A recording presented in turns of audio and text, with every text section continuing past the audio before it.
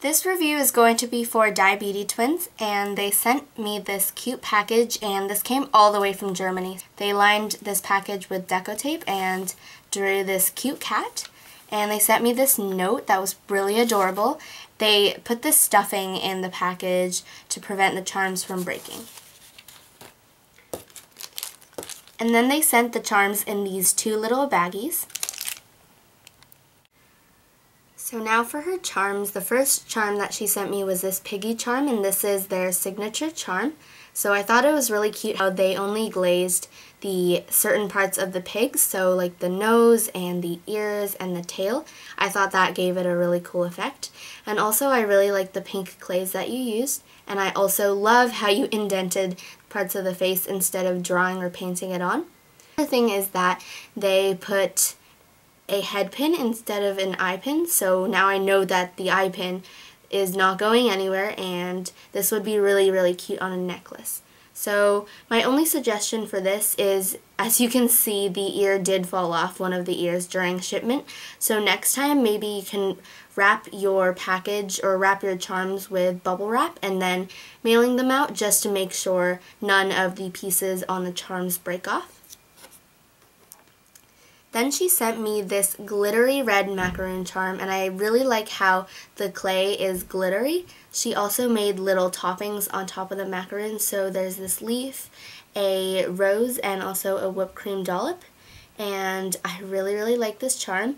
She also used a head pin on this one, which I thought was great because I am not very good at bending the head pins into eye pins after baking, so that's why I do not use head pins. I thought it was a really smart idea to use head pins.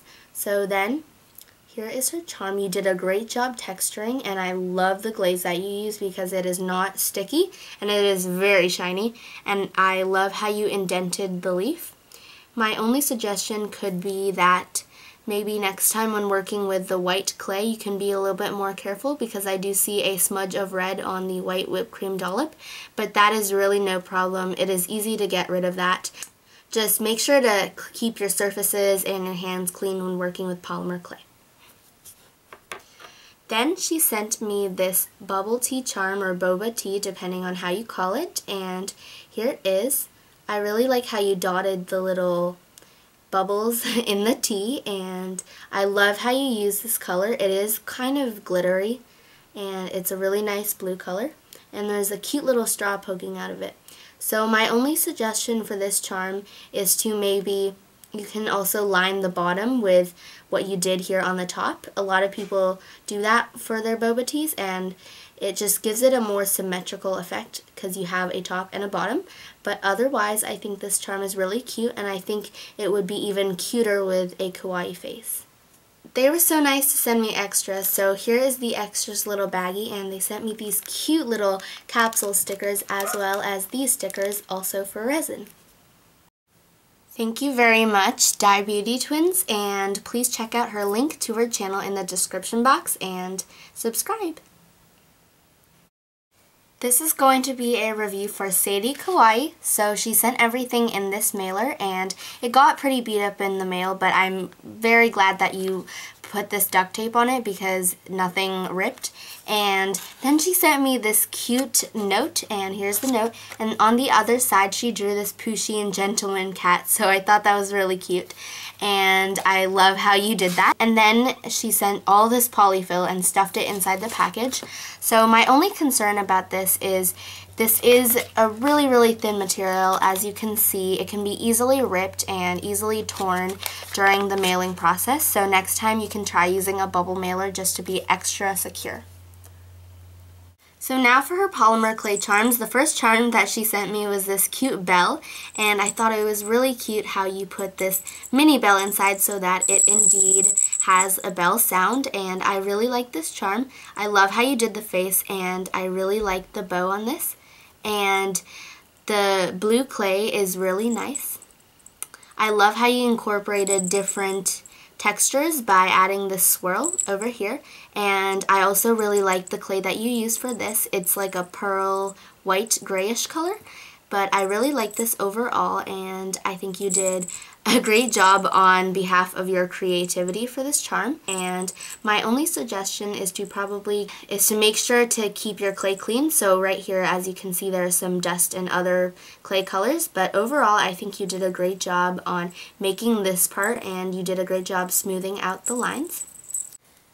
The next charm that she sent me was this toast, and I thought this was really cute, and I love how you did the face. When I started out polymer clay, I used to always do these kind of faces, so it's a really cute toast charm.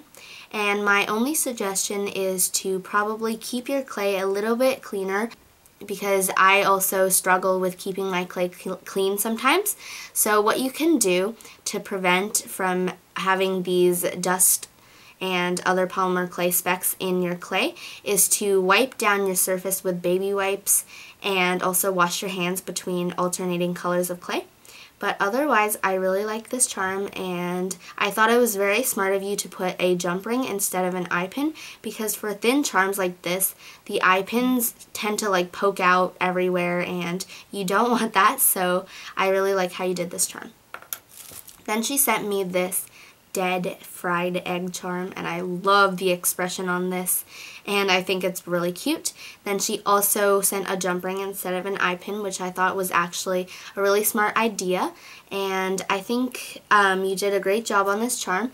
My only suggestion is, again, to keep the clay a little bit cleaner, and as you can see, there are some little dust particles, and for white clays, especially for polymer clay charms made with white clay, what I like to do is after baking, I sand it down with fine sandpaper to just get all the surface dust off of the charm, and it does work very well, but I only do it with white clay because with other colors of clay such as black and blue and red, if you sand it down afterwards, it'll leave white marks from sanding it, so you don't really want that. But otherwise, I really like your charms, and one thing that I noticed with your charms is that they aren't glazed, so maybe you can, next time you stop by the craft store, you can invest in a great glaze. There are brands like Sculpey and Triple Thick, which I like to use, and I think they're great glazes. Thank you very much, Sadie Kawaii. Check out her channel below.